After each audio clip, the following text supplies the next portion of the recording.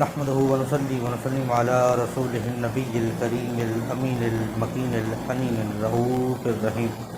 أما بعد فأعوذ بالله من الشيطان الرجيم بسم الله الرحمن الرحيم قل لا أسألكم عليه أجرا إلا المودة في القربى صدق الله العظيم وصدق رسوله النبي الكريم الأمين إن الله وملائكته يصلون على النبي يا أيها الذين آمنوا صلوا عليه وسلموا تسليما اللهم صل على سيدنا ومولانا محمد وبارك وسلم وصلی علیہ۔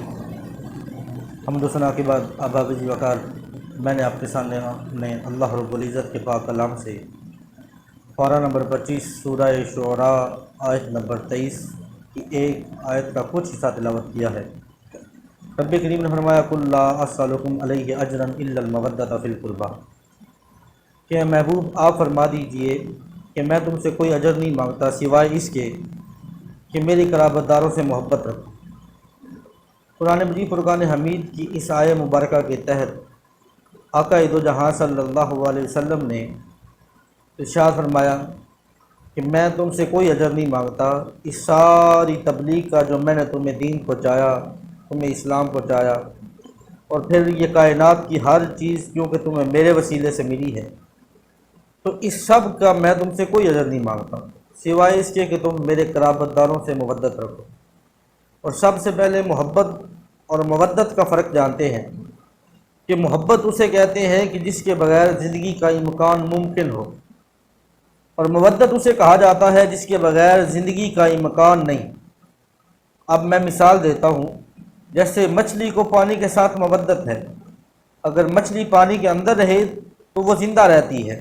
لیکن جیسے ہی آپ اسے پانی سے نکال کر باہر رکھیں تو تھوڑی دیر میں وہ مر جائے گی،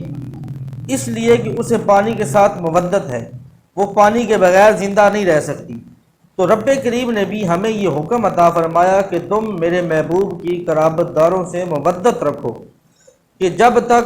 ان کا دامن تمہارے ہاتھوں میں ہے تو تم اپنے آپ کو زندہ سمجھو، اور جس دن ان کا دامن تمہارے ہاتھ سے چھوٹ گیا تو تم اپنے آپ کو مردہ سمجھنا۔ اور قرآن مجید فرقان حمید کی اس آیہ مبارکہ کے تحت جب یہ آیہ مبارکہ نازل ہوئی تو صحابہ نے پوچھا یا رسول اللہ صلی اللہ علیہ وسلم من قرابتوں کا، آپ کے قرابت کون ہے کہ جن کی محبت ہم پر واجب ہے؟ تو آقا دو جہاں صلی اللہ علیہ وسلم نے ارشاد فرمایا علی و فاطمۃ و ولدہا، علی اور فاطمہ اور اس کے دونوں بیٹے، یہ میرے قرابت دار ہیں، یہ میری اہل بیت ہیں، ان سے مودت رکھنا تم پر فرض ہے۔ اور یہ اہل بیت کی محبت کیونکہ فرض ہے، ہمارے ایمان کا حصہ ہے، ایمان اس وقت تک مکمل نہیں ہوتا جب تک اہل بیت سے محبت نہ کی جائے۔ اور آقا دو جہاں صلی اللہ علیہ وسلم کی حدیث مبارکہ ہے کہ میری اہل بیت نوح کی کشتی کی طرح ہے کہ جب کہ تم اس میں سوار ہوگے تو کامیاب ہوگے، اگر رہ گئے تو نامراد ہوگے۔ تو اس لیے فرمایا کہ جب تک تمہارے ہاتھوں میں اہل بیت کا دامن ہے اس وقت تک تم اپنے آپ کو کامیاب سمجھو۔ اور قرآن مجید فرقان حمید کے بعد آپ بے شمار حدیث مبارکہ ہیں، آقا دو جہاں صلی اللہ علیہ وسلم کی بے شمار حدیثیں ہیں کہ جن میں آقا دو جہاں صلی اللہ علیہ وسلم نے اہل بیت سے محبت کے بارے میں ارشاد فرمایا۔ اور آقا دو جہاں صلی اللہ علیہ وسلم ابو ہریرہ رضی اللہ تعالیٰ عنہ آپ سے روایت ہے، حضور تاجدار کائنات صلی اللہ علیہ وسلم ارشاد فرمایا من احب الحسن والحسین، کہ جس نے حسن اور حسین سے محبت کی فقد احبنی، اس نے مجھ سے محبت کی، من ابغضہما فقد ابغضنی، جس نے ان دونوں سے بغض رکھا اس نے مجھ سے بغض رکھا۔ اور پھر حضرت سلیمان فارسی رضی اللہ تعالیٰ عنہ آپ ارشاد فرماتے ہیں کہ آقا دو جہاں صلی اللہ علیہ وسلم ارشاد فرمایا من احبہما احبنی ومن احبنی احب اللہ، جس نے ان دونوں سے محبت کی اس نے مجھ سے محبت کی، اور جس نے مجھ سے محبت کی اس نے اللہ سے محبت کی۔ من احب اللہ ادخلہ الجنہ، اور جس نے اللہ سے محبت کی اللہ نے اس کو جنت میں داخل کر دیا۔ فرمایا ومن ابغضہما ابغضنی، جس نے ان دونوں سے بغض رکھا اس نے مجھ سے بغض رکھا۔ من ابغضنی فقد ابغض اللہ، اور جس نے مجھ سے بغض رکھا اس نے اللہ سے بغض رکھا۔ من ابغض اللہ ادخلہ النار، اور فرمایا جس نے اللہ سے بغض رکھا اللہ نے اس کو جہنم میں داخل کر دیا۔ گویا کہ آقا دو جہاں صلی اللہ علیہ وسلم کی اہل بیت ہی حضور تاجدار کائنات صلی اللہ علیہ وسلم کی محبت ہے، اور حضور کی محبت حقیقت میں اللہ کی محبت ہے۔ اللہ کی محبت اہل بیت کی محبت کے بغیر ممکن نہیں ہے، کیونکہ جب تک اہل بیت سے محبت نہیں کی جائے گی حضور کی محبت کیسے ملے گی؟ اور ترمذی شریف کی حدیث مبارکہ ہے، آقا دو جہاں صلی اللہ علیہ وسلم نے ارشاد فرمایا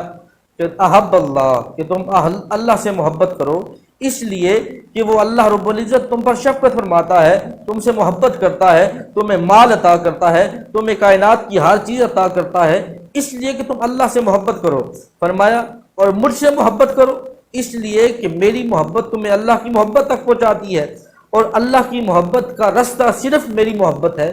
میری محبت کے بغیر تمہیں اللہ کی محبت نہیں مل سکتی۔ اور فرمایا میری اہل بیت سے محبت رکھو،